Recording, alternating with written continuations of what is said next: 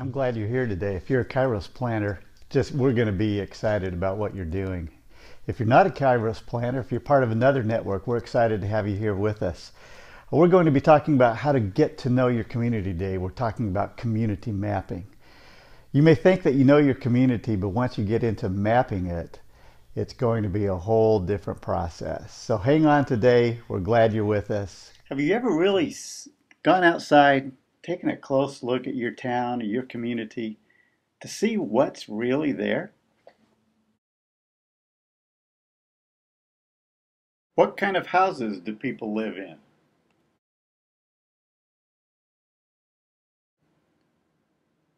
Where are the apartment units where people live? Where are all the multi-family dwellings at?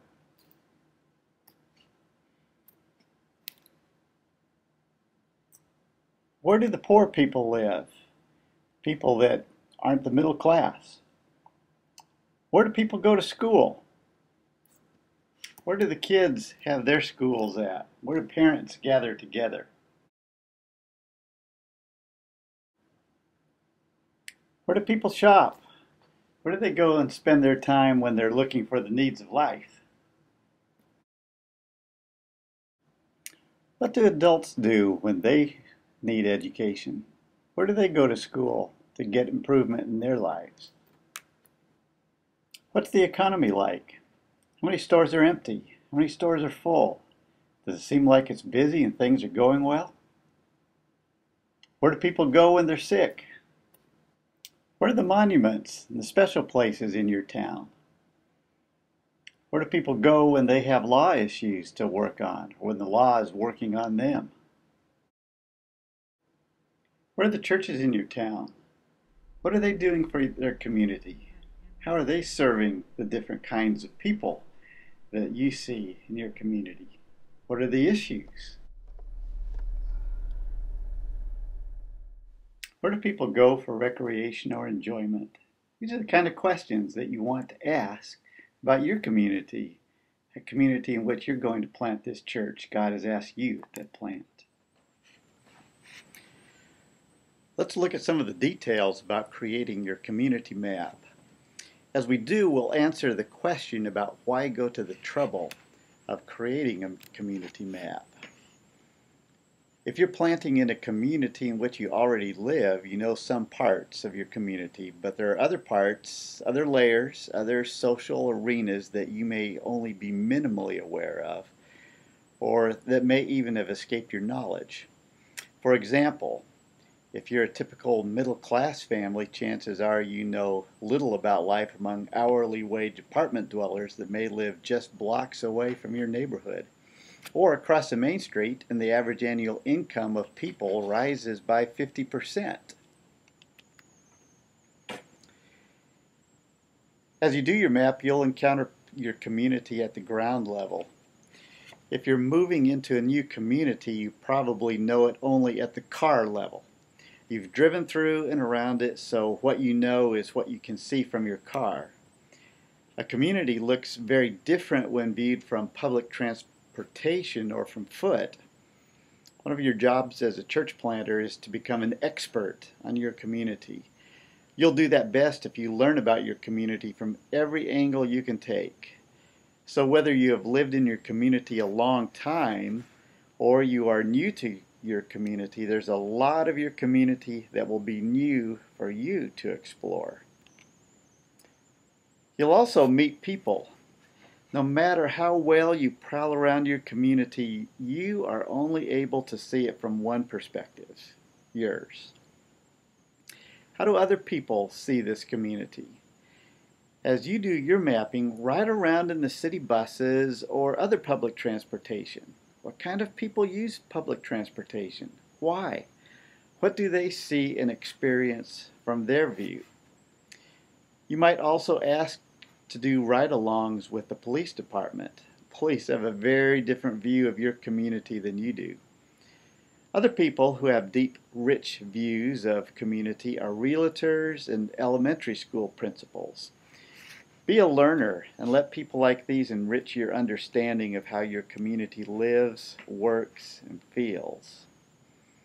As you meet new people, remember you're also gaining opportunity to add to your 1,000-person relationship cultivation database. That means you're going to ask them if they mind giving you their information, and you'll tell them how you will use it. The fourth thing that you'll do as you create your map is you'll learn your community as God reveals to you the needs, insights, and focuses for your attention.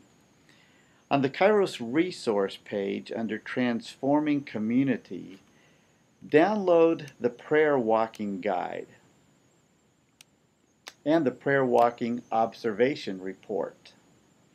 The guide has a lot of good ideas on how to organize prayer walks for your seed team and your church members. And the report is the place for your team to record the insights and observations they make in a way that you can use to add to your community map. I hope by this time you not only have a good understanding of why we're asking you to create a community map, but also how it can enrich your seed team. As you do multiple prayer walks, gather your team around your community map and add it together. If you have this picture well in mind, it will give you some idea of how big you can make your map.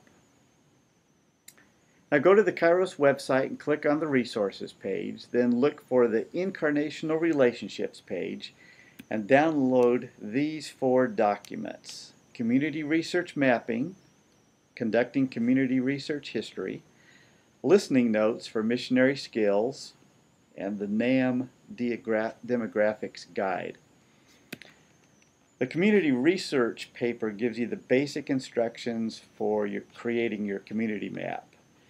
And the historical research gives you a lot of topics and suggestions for doing an in-depth study of the history of your community. How deep you want to go is up to you, but it's a great tool for you to use. So you might just want to look at the different pieces and pick 1 or 2 at a time and do a little investigation as you go. The NAM research report will help you learn how to use demographic information that you gather from the internet. When you open that paper up, each topic has this kind of look to it to explain how to use it. The top paragraph explains the U.S. survey item that's being looked at. And then you have these 3 columns. The data item tells you exactly what that category is that you're using from the U.S. Census data. The church planning column gives you questions and insights on interpreting the data in relationship to church planting. And the evangelism column gives interpretive insights on how to approach people evangelistically. This is just a great tool that oftentimes planters overlook, but I really want you to be aware of it and go through it, make it part of your toolkit on how to understand your community. In a few minutes, you're going to listen to a portion of the class that Larry McCrary and Caleb Kreider gave at the 2013 Exponential Conference on Missionary Skills for Church Planting. McCrary and Kreider both live in Portland, where they have formed the Upstream Collective for missionally thinking churches. In their class, they described 3 layers of mapping. First is geography. It's what we usually think about. It's kind of the physical attributes. It's the streets and buildings and those things. But there's also a social strata, and that's about people. You're going to find ways to capture what you learn about people on your map. And then there's the spiritual layer of mapping. Where are those places where there's deep and influential spiritual activity? McCrary and Kreider give more things that you'll look at, but those are the 3 big layers that we want your map to reflect. So let's take a simple look at how you'll use these 3 layers to construct your map. So use the listening notes to record the insights McCrary and Kreider give you, but this is just to get in your mind how your mapping will do. First, get a big piece of paper for your map, and don't be afraid to make it really big, like covering a wall big. Put it someplace where you and your team will be able to access it, use it, and see it on a regular basis. So begin by drawing the main streets and neighborhoods onto your map. Use an area of about 2 miles from your center point. So if you put your center point in and draw a radius of 2 miles, that's about the size that you're going to focus on. In a big city, 2-mile radius doesn't seem big, but there's a lot of people, a lot of density that occurs in that piece. I'll explain a little bit why we use that 2-mile mark.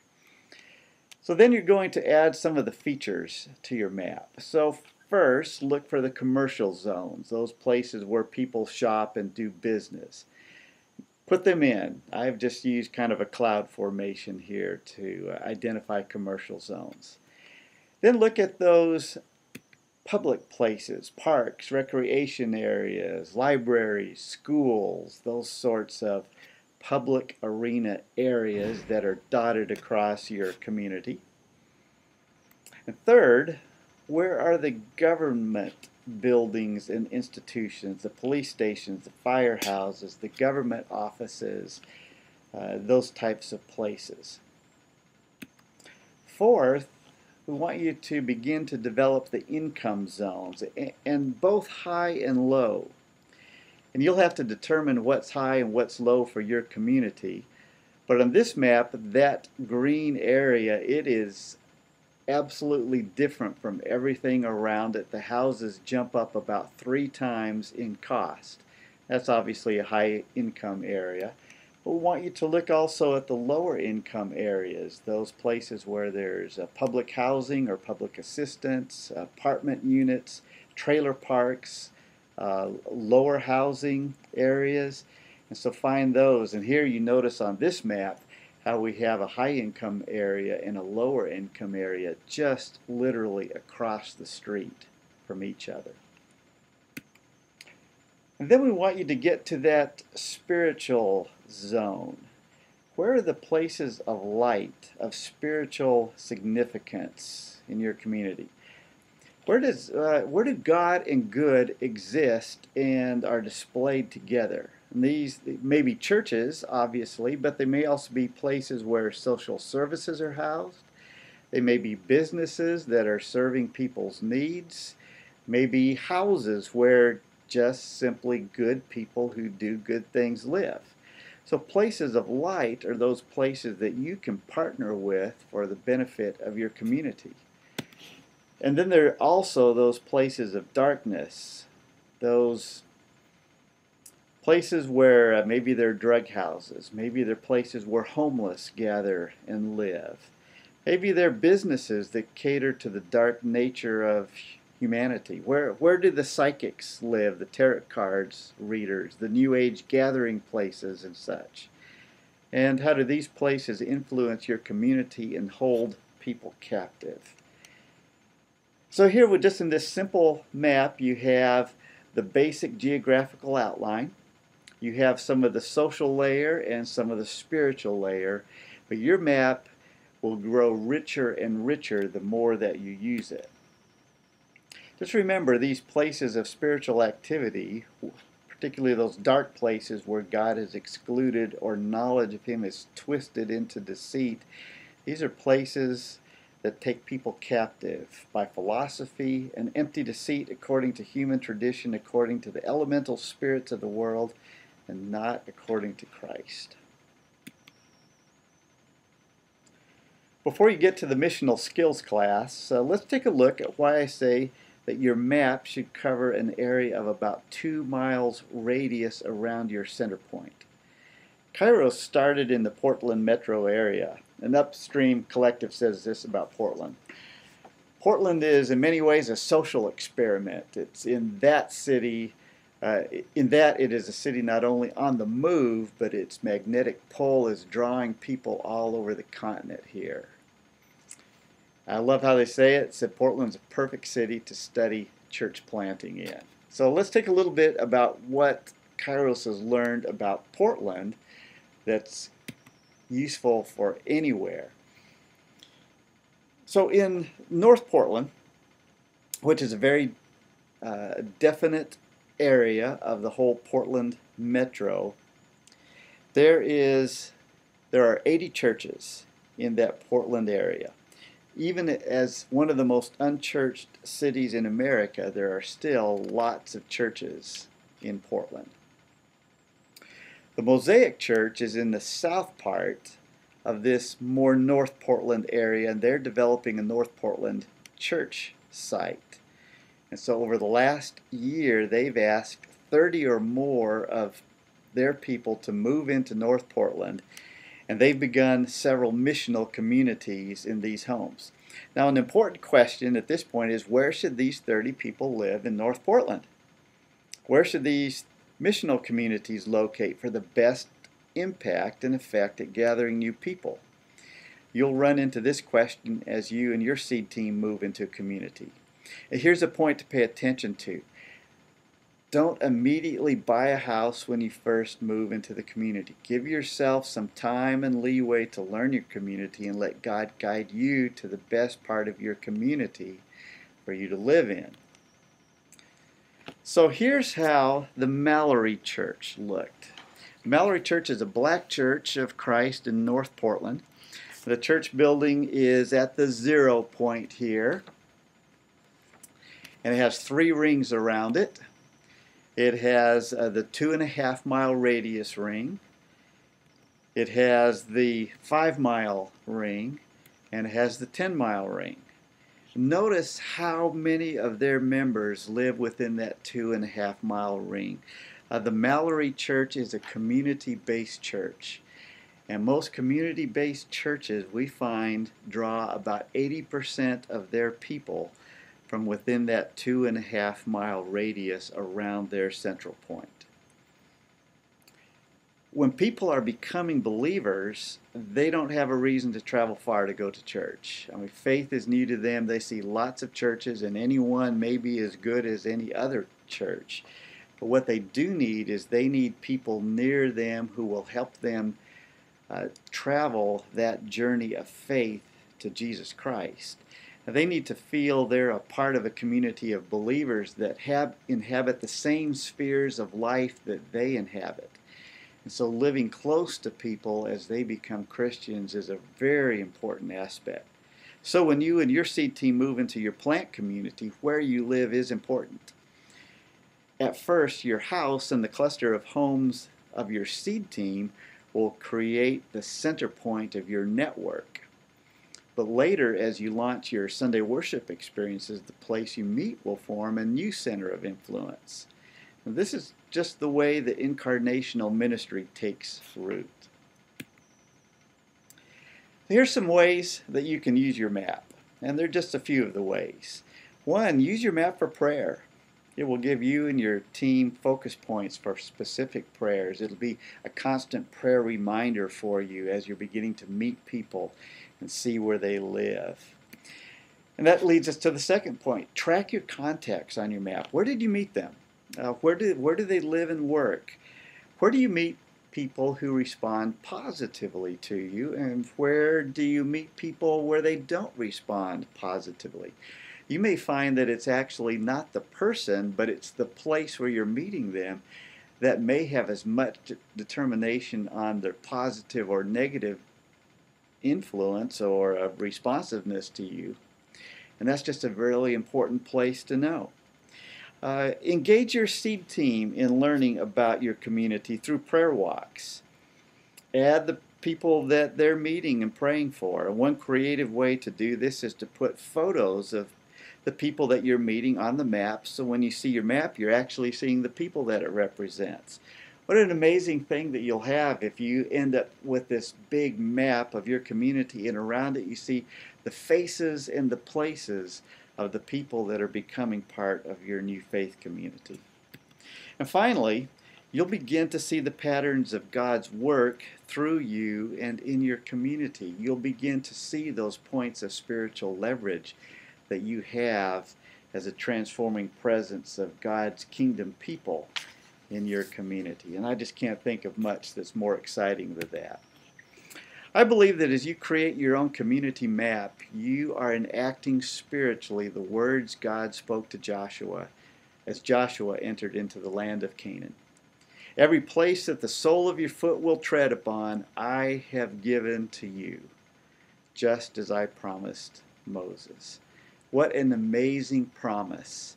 As you prayer walk your community, as you get to know it from the ground up, from the inside out, the places that you go are places of spiritual influence that you are allowing God to reclaim back for His. Now download that presentation from Larry McCrary and Caleb Kreider on missionary skills for church planting. You have a listening guide to help you capture some of the key ideas.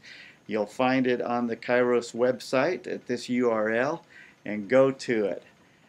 We look forward to hearing about what you learn as you do your community map, and just pray God's deep blessings upon you. Father, as this planter, as this couple learns their community, Father, I pray that they're able to put themselves deeply into it, root them well, and let your light shine forth. In the name of Jesus, amen. Big butcher paper or something, put it up on your wall. I'm going to use a whiteboard here because it's just a little bit easier. You're going to draw the main topographical and street view of your city. So in Jonesboro, Arkansas, there is Highway 49 that forms kind of a southern barrier. And above that we have some main east and west streets. So there's Highland, and there's Nettleton. And you'll just mark these in on your map. Kind of get them close to where they would be, but we're not talking about exact. And at the north end in Jonesboro is Johnson. Then we've got some north-south streets. One of them is Main Street, which kind of comes down and goes out. So we've got Main Street, and then we've got Caraway,